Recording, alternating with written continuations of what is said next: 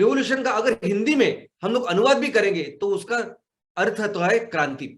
अभी इस क्रांति का जो अर्थ है तो दुनिया ने हमेशा राज्य क्रांति करके इसको देखा है। रिवॉल्यूशन यानी राज्य क्रांति, अमेरिका की राज्य क्रांति, फ्रेंच की राज्य क्रांति, रशिया की राज्य क्रांति, भारत की राज्य क्रांति, ऐसा ऐसे रिवॉल्यूशन इस शब्द का अर्थ समझा गया है पूरी दुनिया में। उसके अलावा एक बिजनेस में भी हमने रिवॉल्यूशन देखा जिसका नाम था औद्योगिक क्रांति। कैसे बाफ के इंजन के साथ यह क्रांति हो गई।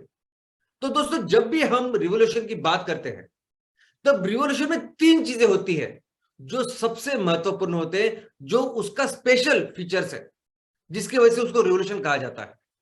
नंबर वन, जब ये रिवॉल्यूशन होता है बहुत सारे लोग मिलके इस रिवॉल्यूशन को, इस क्रांति को करते हैं, बहुत सारे लोग उसमें होते हैं। दूसरा, ये कुछ ऐसा बदलाव लाते हैं कि जो वहां की तब की जो प्रचलित परिस्थिति होती उसको पूरी बदल के रखते हैं। और तीसरा, ये बदलाव वो बहुत कम समय में करते हैं और इसलिए उसको क्रांति कहते हैं। आज हम कितने सारे दिनों से हर शुक्रवार का जो हमारा टाइटल होता है, शीर्षक होता है, हम कह रहे हैं कि क्रांति की शुरुआत।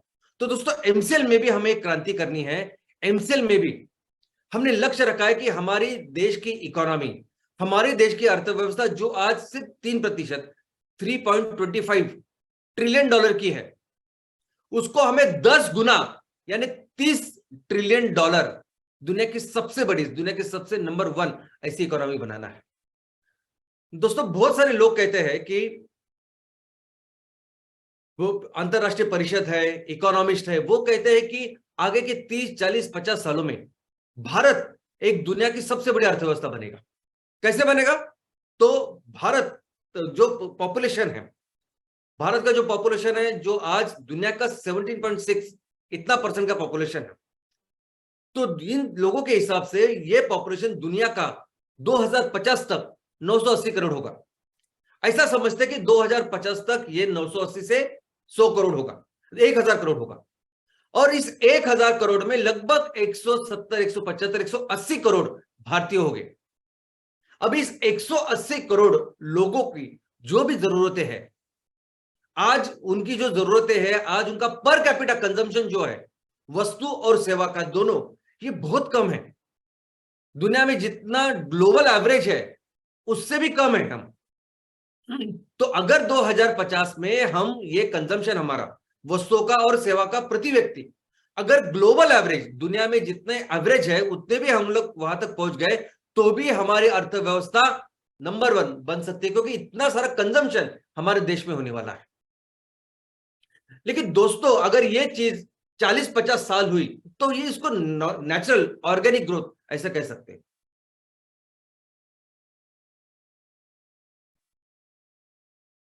लेकिन सवाल ये नहीं है कि ये अर्थव्यवस्था कब बनेगी। नंबर 1, एक तो तब बनेगी जब 30, 40, 50 सालों में, और जो हमारा लक्ष्य है कि हमें आगे के 3 से 5 सालों में बनाना। लेकिन उससे भी ज्यादा इंपॉर्टेंट इशू यह है, उससे भी सबसे जरूरी सवाल यह है कि जब यह अर्थव्यवस्था नंबर 1 बनेगी तब ये वस्तु और ये सेवा तैयार कौन करेगा? ये वस्तु और ये सेवा जिनकी जरूरत होगी हमारे देश को, इसको बेचेगा कौन? और इसको बेच के जो मुनाफा होगा, जो फायदा होगा, वो किससे होगा? क्या इन सभी जो हमारी अर्थव्यवस्था नंबर 1 बनेगी, क्या उसका फायदा हमारे लोगों को होगा? क्या उसकी वजह से हमारे लोग, हमारे किसान वो ज्यादा सुखी होंगे? तो दोस्तों आज हमारी जो रियलिटी है वो मैं आपके सामने रखना चाहता हूं। आज की परिस्थिति ये है, यानी लोग जो प्रेडिक्ट कर रहे हैं 2050, 2060 में जो होगा वो तो होगा। आज आपके सामने क्या मैं आपको बताना चाहता हूं, आज आपके बारे में सब कुछ ये बढ़िया, बहुत बड़ी बड़ी कंपनी जानते हैं। आप जो जितने भी ग्राहक आज हमारे देश में है, जितने भी लोग आज हमारे देश में, वो कंप्लीटली कंट्रोल्ड में है इन बड़ी बड़ी कंपनियों के जो ऑलरेडी बिजनेस कर रहे हैं।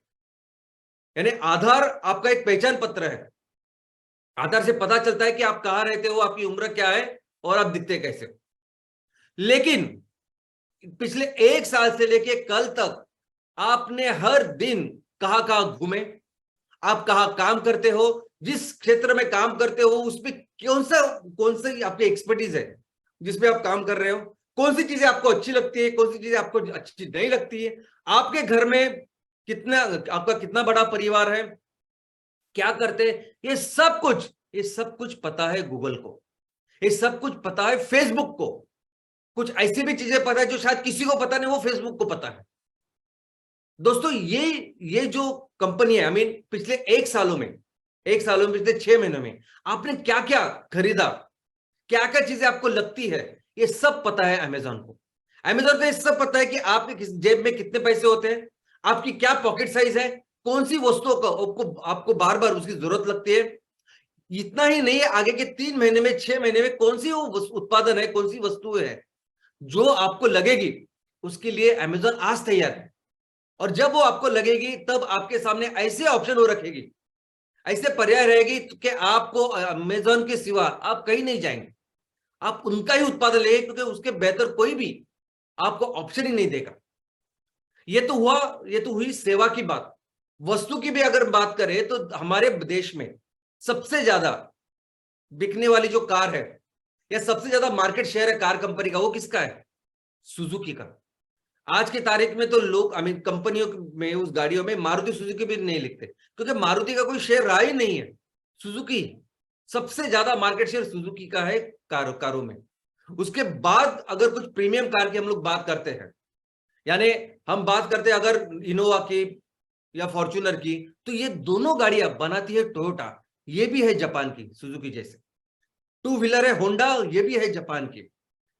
इतने सारे मोबाइल के ग्राहक है हमारे, कौन सी कंपनी है भारत की जो मोबाइल आज बेच रही है? आप सिंपल 5,000 का भी मोबाइल लेंगे तो भी वहां वीवो, ओप्पो, इसके अलावा आपको ऑप्शन ही नहीं दिखेगा। और आपको तो पता है कि 1.5 लाख 2 लाख का मोबाइल कौन बेचता है और कैसे बेचता है। तो ऐसी कौन सी चीज है, इनफैक्ट हमारे सामने, आज हमारे आंखों के सामने कितनी सारी सरकारी बैंक बंद हो रही है, हर दिन बंद हो रही है। सरकारी बैंक हो, छोटी छोटी पत्र संस्था हो जो हमारे लोगों का ख्याल रखती है, वो सब एक एक करके बंद हो रही है। कौन बिजनेस कर रहा है? तो बिजनेस कर रहे जीपे, बिजनेस कर रहे फोन पे। दोस्तों आप सभी, हम सभी करोड़ों भारतीय जो 100 200 200 500 रुपए भी अगर हर दिन ट्रांजेक्शन उसका करे, तो करोड़ों रुपए, करोड़, हजारों करोड़ का ट्रांजेक्शन होता है। और इसमें अगर उनको 0.1% भी मिलता है इन कंपनियों को, तो हर दिन करोड़ों रुपए ये अपने देश में लेके जा रहे हैं। और यहां बैंक बंद हो रही है हमारी, कल जाके यही कंपनियां हम सबको लोन भी देगी और हम सबसे लोन वापस भी लेंगे।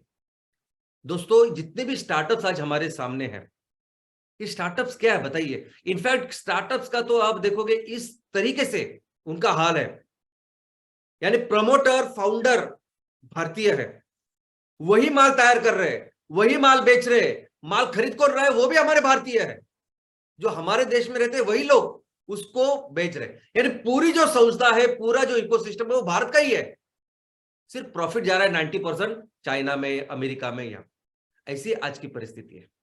और दोस्तों ऐसी परिस्थिति रही, यानी आने वाले दिनों में जो भविष्य है वो भविष्य है खेती, वो भविष्य है एग्रीकल्चर, आना ही पड़ेगा, दूसरा ऑप्शन ही नहीं है। और हमारे देश में जो भूमि है, हमारे देश में एग्रीकल्चर का जो पोटेंशियल है वो दुनिया में किसी के नहीं है। जो हिमालय हमारे पास है, जो नदियां बहती है हमारे पास, वो दुनिया में किसी के पास नहीं। जो मिट्टी हमारे यहां है वो दुनिया में किसी के पास नहीं। तो आने वाले दिनों में जो एग्रीकल्चर बेस्ड पूरी इकोनॉमी आने वाली है, वो पूरी भारत में सबसे ज्यादा पोटेंशियल उसका होगा। लेकिन दोस्तों कौन करेगा, कौन करेगा? आज हमने देखा कि कितनी सारी कंपनियां हैं जो आज, ये ब्रिटिश ईस्ट इंडिया कंपनी के नेक्स्ट वर्जन है। ब्रिटिश ईस्ट कंपनी जो थी वो तो वह राजनीति में थी, एडमिनिस्ट्रेशन में थी, और मेन तो उनका धंधा था। मेन जिसके लिए वो आई थी बिजनेस के लिए, और पूरी तरह से निचोड़ के, पूरी तरह से एक्सप्लॉइट किया हमें। जब ब्रिटिश यहां आए थे तब उनकी इकोनॉमी कुछ भी नहीं थी, जब वो यहां से छोड़ के गए वो दुनिया के सबसे बड़ी इकोनॉमिस्ट बन गए, सबसे बड़ी इकोनॉमी थी उनकी। हम जो दुनिया के लिए 25 से 30% जीडीपी बनाते थे, 1947 में हम 2% पे हो रह गए।